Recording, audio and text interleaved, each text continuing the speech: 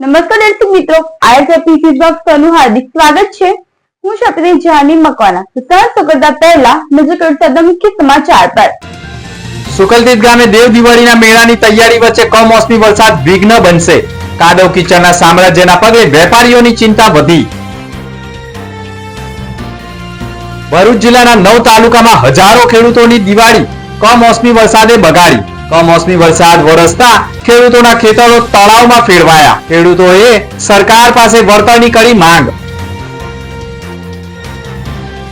વિલાયત દેરોલના road જીવલેણ બનતા ખાડાઓના કારણે બાઇકના 2 ટુકડા। બાઇક ચાલકનો બચાવ। ગુજરાતમાં અને ખાસ કરીને ભરૂચ જિલ્લામાં 5.5 મહિનાનું ચોમાસું રહેતા અને તેમાંય નર્મદા નદીમાં પાણી છોડવામાં આવતા નદી કાંઠાના ખેડૂતો પાયમાલ બન્યા હતા। ચોમાસું પૂર્ણ થયા બાદ પણ કમોસમી વરસાદે ખેડૂતોને તૈયાર થયેલા પાક ઉપર પાણી ફેરવી દીધું હોય તેમ દિવાળીમાં પણ અને દિવાળી બાદ પણ કમોસમી વરસાદ યથાવત રહેતા ભરૂચ જિલ્લાના 9 તાલુકા જેવા કે ભરૂચ, અંકલેશ્વર, હાંસોટ, વાલિયા, નેત્રંગ, આમોદ, વાગરા, જંબુસર સહિતના તાલુકાના હજારો ગામોમાં છેલ્લા 15 દિવસથી કમોસમી વરસાદે ખેડૂતોના ખેતરો ઉપર વરસાદી પાણી ફેરવી ખેડૂતોને પાયમાલ કરી નાખતા હજારો ખેડૂતોની દિવાળી બગડી હોય અને ખેતરમાં વાવેતર કરેલા બિયારણ અને ખાતરનો પણ ખર્ચ નહીં નીકળતા અને ખેતરોમાં ઘૂંટણસમા પાણી ભરાઈ રહેતા આખરે ગુજરાતના ભરૂચ જિલ્લાના હજારો ખેડૂતો ખેતીમાં પાયમાલ થતા પોતાના ખેતરમાં માથે હાથ મૂકીને રડવાનો વારો આવ્યો હોય અને સરકાર પણ ઉદ્યોગોનું જો દેવું માફ કરી શકતી હોય તો ખેડૂતોને પણ ખેતીમાં થયેલી નુકસાનની સહાય ચૂકવવા માટે મેદાનમાં ઉતરી રહ્યા છે। ભરૂચ જિલ્લાના હજારો ખેડૂતોના ખેતરોમાં જળબંબાકારની પરિસ્થિતિનું નિર્માણ થઈ ચૂક્યું છે। હું દેસરાલ ગામનો વતની કનુભાઈ બી પટેલ છું। અમારા જે સરપંચ સાહેબે કીધેલું છે એ 101% 100% ખરું છે। આજે જે અમારી આજુબાજુના જે ગામો છે જેમ કે કરમાળ, વેસદરા, હિંગલોટ, પછી વાંસી એ બાજુ અને એ પછીના ગામોમાં બી ખેતરોમાં ઘૂંટણ સમા પાણી છે અને એ પાણી જ્યારે સુકાશે અમને જ્યારે ખેતરમાં જઈશું તો જે ઊભો પાક છે એમાં બી 50% પાક સુકાઈ જશે, જેથી કોઈ ઇન્કમ થવાની આશા નથી। કેમ કે એ પાક પાછો ફરીથી બધો કાઢી નાખવો પડે અને એકથી ઘડિયા ગણવા પડે ભાઈ મારા। તો હું મારા સીએમને ભૂપેન્દ્ર પટેલને એટલી જાણ કરું છું કે તમે આ સર્વેનું બધું મૂકી દો અને ખેડૂતને દરેક ખેડૂત દીઠ 1,50,000ની સહાય મળે એ પણ ઓછું છે, તે છતાં મિનિમમ સહાય તમે આપવા કૃપા કરો। અને બીજું કે વિધાનસભાની જ્યારે ચૂંટણી આવશે ત્યારે પછી અમે તમને અમારા ગામમાં બી બેસવા નહીં દઈએ, એટલી હકીકત છે। કેમ કે અમે એટલા રડ્યા છે આ 4 દિવસ 5 દિવસ કે અમારા ખેતરો આ પ્લોટ જોઈ લો, આખું પાણી ઘૂંટણ ભરેલું છે। મારું 8 વીઘાનું ખેતર પાણીથી ભરેલું છે। 5 વખત મેં એની અંદર તુવર ઓળી છે। મારું તુવરનું બિયારણ 1 લાખ રૂપિયા થયું છે। તુવરનું બિયારણ 1 લાખ રૂપિયા થયું છે સાહેબ। તો બીજો ખર્ચો ખાતર, એની પાછળ દવા, એ બધું ક્યાં ગયું? તો મને તમે 25 કે 15,000 રૂપિયા ખાતા દીઠ આપો તો એમાં કંઈ જ નથી મળતું, કંઈ નથી મળતું, ઝીરો છે, ઝીરો। ભરૂચ જિલ્લાના હાંસોટ પંથકની વાત કરવામાં આવે તો હાંસોટમાં પણ ડાંગર અને કપાસની ખેતી કરવામાં આવે છે, જેમાં તાજેતરમાં જ વરસી રહેલા કમોસમી વરસાદને કારણે ખેતરોમાં તૈયાર થયેલા કપાસ અને શેરડીના પાક સદંતર નષ્ટ થઈ ગયા છે। સાથે ડાંગરના પાકની વાત કરવામાં આવે તો ખેડૂતોએ ડાંગરને બચાવવા માટે પણ પાક ઉતારીને રોડ ઉપર પાથરી સૂકવવાનો પ્રયાસ કર્યો, છતાં પણ કમોસમી વરસાદ ખમૈયા નહીં કરતા આખરે ડાંગરનો પાક પણ સદંતર નિષ્ફળ જતા ખેડૂતોને રાતા પાણીએ રળવાનો વાળો આવ્યો હોવાનો અનુભવ કર્યા હશે। સાથે સમગ્ર ભરૂચ જિલ્લામાં ખેડૂતોને નુકસાન થતા ખેડૂતોની વહારે વાગરાના ધારાસભ્ય અરુણસિંહ રણા પણ મેદાનમાં આવ્યા છે। વાગરાના ધારાસભ્ય અરુણસિંહ રણા પણ પોતે એક ખેડૂત છે અને ખેડૂતની વેદના ખેડૂતો જાણી શકે તે હેતુથી વાગરાના ધારાસભ્ય અરુણસિંહ રણાએ મુખ્યમંત્રી ભૂપેન્દ્ર પટેલને પણ ખેડૂતોને સહાય ચૂકવવા માટે લેખિતમાં પત્ર લખી રજૂઆત કરી હોવાની માહિતી આપી છે। ભરૂચ જિલ્લામાં છેલ્લા 5.5 મહિનાથી લગાતાર વરસાદ પડવાના કારણે તુવેર, મગ, મઠિયાનું બિયારણ પણ 3 વખત બગડવાના કારણે ખેડૂતો દુઃખી છે। ડાંગર, કપાસનું પણ વાવેતરમાં ખૂબ મોટા પ્રમાણમાં નુકસાન છે। અમારી સરકાર ભૂપેન્દ્ર પટેલ સાહેબની ખેડૂતોના વારે ચોક્કસ આવવાની છે. અમે ચોક્કસથી એમની પાસે પણ માગણી કરી છે. અમને વિશ્વાસ છે કે પૂરતું વળતર આપશે એવું અમને પૂરી આશા છે અને ખેડૂતોને એક મદદરૂપ બને એવી મદદ કરશે. ભરૂચ એલસીબી પોલીસ મથકના આરકે ટોરાણીની ટીમ દ્વારા તપાસ હાથ ધરવામાં આવી હતી. ટીમને બાતમી મળી હતી કે અંકલેશ્વર પાનોલી જીઆઈડીસી ખાતે આવેલી રાજલક્ષ્મી ઇન્ડસ્ટ્રીઝ નામની કંપનીમાંથી એસિડિક કેમિકલ વેસ્ટ પ્રવાહી ભરીને નેશનલ હાઈવે 48 ઉપર શિવકૃપા ભારત પેટ્રોલિયમ પંપની સામેની બાજુએ જાહેર રોડ અને ખેતરની વચ્ચે આવેલા ઝાડી ઝાકડામાં ગેરકાયદેસર ખાલી કરવામાં આવી રહ્યું છે. રેડ દરમિયાન આશરે 18,000 લીટર કેમિકલ વેસ્ટ ભરેલા 7 લાખની કિંમતના ટેન્કરને કબજે કરવામાં આવ્યું હતું. પકડાયેલા આરોપીનું નામ ગોકુળ ભાગીરથ નાયક, ઉંમર વર્ષ 46, ઉજ્જૈનનો હોવાનું સામે આવ્યું છે. જ્યારે શકીલ ખાન, સમીમ ખાન અને કેમિકલ ભરી આપનાર કંપની રાજલક્ષ્મી ઇન્ડસ્ટ્રીઝ કંપનીના સંચાલકોને વોન્ટેડ જાહેર કરવામાં આવ્યા છે. અંકલેશ્વર જીઆઈડીસીમાં મોટી સંખ્યામાં કેમિકલ કંપનીઓ આવેલી હોવાથી આ ઘટનામાં માત્ર એક છૂટો છવાયો કિસ્સો નથી, પરંતુ વિસ્તારમાં ચાલતા ગેરકાયદેસર કેમિકલ ડમ્પિંગ કાયમી પર્યાવરણીય ભય તરફ ઇશારો કરે છે. આ પ્રવૃત્તિમાં સામેલ કંપનીઓ દ્વારા કાયદેસરના મોંઘા નિકાલના માર્ગોને બદલે સસ્તા અને જોખમી માર્ગો અપનાવીને તીવ્ર વાસવાળું કેમિકલ પ્રવાહી ખુલ્લામાં છોડતા આક્રોશ ફાટી નીકળ્યો છે. જીપીસીબીની ટીમે પણ કાર્યવાહી કરી હોવાના અહેવાલો મળ્યા છે. ભરૂચ જિલ્લાના સુકલતીત ગામે દિવાળી બાદ દેવ દિવાળીનો કારતક સુદ પૂર્ણિમાનો મેળો યોજાય છે.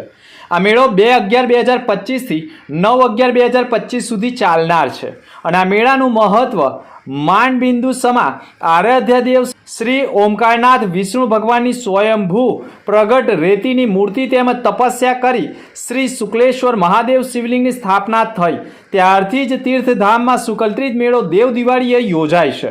જેમાં ભરૂચ જિલ્લા નહીં પરંતુ ગુજરાતભરના વેપારીઓ ધામા નાખી અલગ અલગ સ્ટોલ, ખાણીપીણીના સ્ટોલ, રમકડાના સ્ટોલ, ચકડોળો સહિતની રાઇડ્સના સ્ટોલો વેપારીઓ નાખી પંચાયતને પણ મોટી આવક થતી હોય, પરંતુ હાલમાં વરસી રહેલા કમોસમી વરસાદના કારણે સુકલતીત મેળામાં કાદવ કિચડનું સામ્રાજ્ય વેપારીઓને મૂંઝવણમાં મૂકી રહ્યું છે.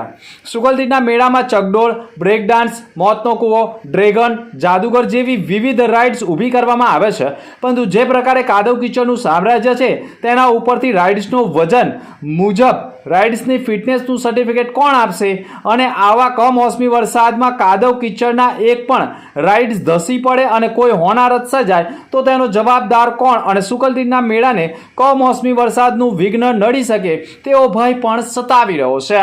मोहम्मद नौशाद आलम है, मैं नौसारी से आता हूँ. इस मेले में 10 साल से मेरे को हो गए आते हुए, लेकिन 2 साल से लगातार परेशानी हो रहा है बारिश की वजह से.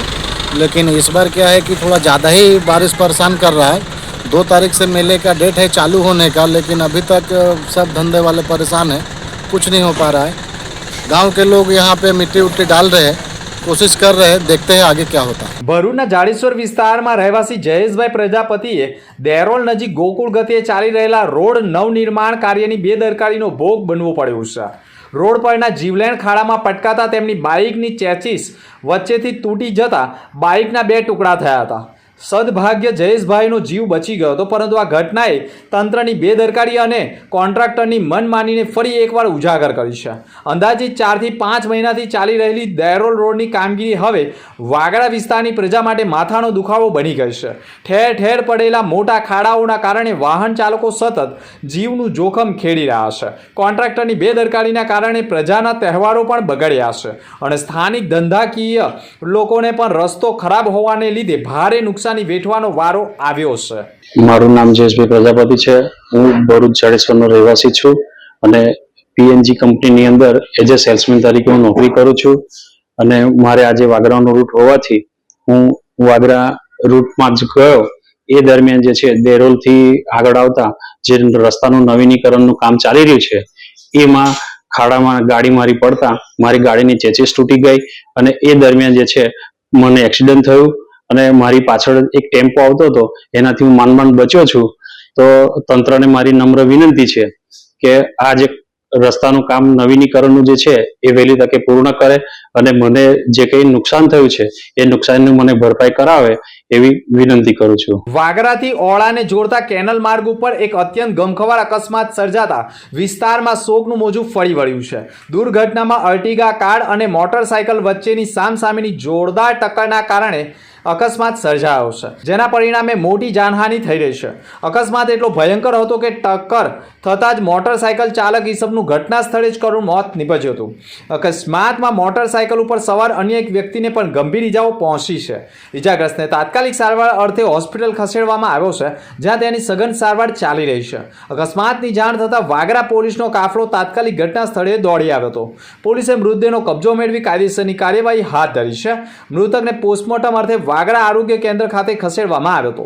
પોલીસે હાલમાં અકસ્માત કયા સંજોગોમાં સર્જાયો, કાર ચાલકની બેદરકારી હતી કે કેમ અને અકસ્માત અન્ય કારણોસર જાણવા મળ્યું નથી, પરંતુ પોલીસે તપાસનો ધમધમાટ શરૂ કર્યો છે.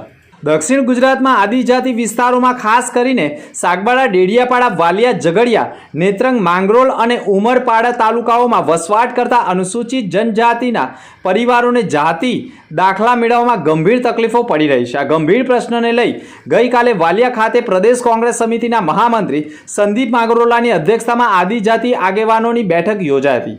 બેઠકમાં વિવિધ તાલુકાના આગેવાનો, કાર્યકર્તાઓ અને સમાજના પ્રતિનિધિઓ પણ જોડાયા હતા. બેઠક દરમિયાન ચર્ચા કરવામાં આવી હતી કે સરહદી તાલુકાઓમાં મહારાષ્ટ્રી લગ્ન કરીને આવતી વહુઓને જાતિ દાખલા આપવામાં તંત્ર અયોગ્ય અડચણો ઊભી કરી રહ્યું છે. કેટલાક કિસ્સાઓમાં તો ભ્રષ્ટાચારના આક્ષેપો પણ સામે આવ્યા છે. આ પરિસ્થિતિ સામે રાજ્ય સરકાર તાત્કાલિક પગલાં લે અને આદિજાતિ પરિવારોને ન્યાય આપે તે માટે કોંગ્રેસ પક્ષ દ્વારા આગામી દિવસોમાં આંદોલન, રેલી અને પદયાત્રા કાર્યક્રમો હાથ ધરવામાં આવશે તેવી જાહેરાત કરવામાં આવી છે. સંદીપ માંગરોલાએ કહ્યું હતું કે આ મુદ્દો ફક્ત દસ્તાવેજી નથી, પરંતુ આદિજાતિ સમાજના માન, હક અને અસ્તિત્વનો પ્રશ્ન છે. અમે શાંતિપૂર્ણ રીતે, કાયદેસર રીતે આંદોલન ચલાવીને પણ દરેક પરિવારોને ન્યાય અપાવવામાં કટિબદ્ધ રહીશું, તેમ તેઓએ કહ્યું છે. અગમકી સમાચાર પર ફરી એક નજર. સુકલતીત ગામે દેવ દિવાળીના મેળાની તૈયારી વચ્ચે કમોસમી વરસાદ વિઘ્ન બનશે. કાદવ કીચડના સામ્રાજ્યના પગલે વેપારીઓની ચિંતા વધી. ભરૂચ જિલ્લાના 9 તાલુકામાં હજારો ખેડૂતોની દિવાળી કમોસમી વરસાદે બગાડી. કમોસમી વરસાદ વરસતા ખેડૂતોના ખેતરો તળાવમાં ફેરવાયા. ખેડૂતોએ સરકાર પાસે વળતરની કરી માંગ. વિલાયત દેરોલના રોડ જીવલેણ બનતા ખાડાઓના કારણે બાઇકના 2 ટુકડા. બાઇક ચાલકનો બચાવ. તો અત્યાર સુધી સમાચાર. નવા સમાચાર સાથે ફરી મળીશું. નમસ્કાર.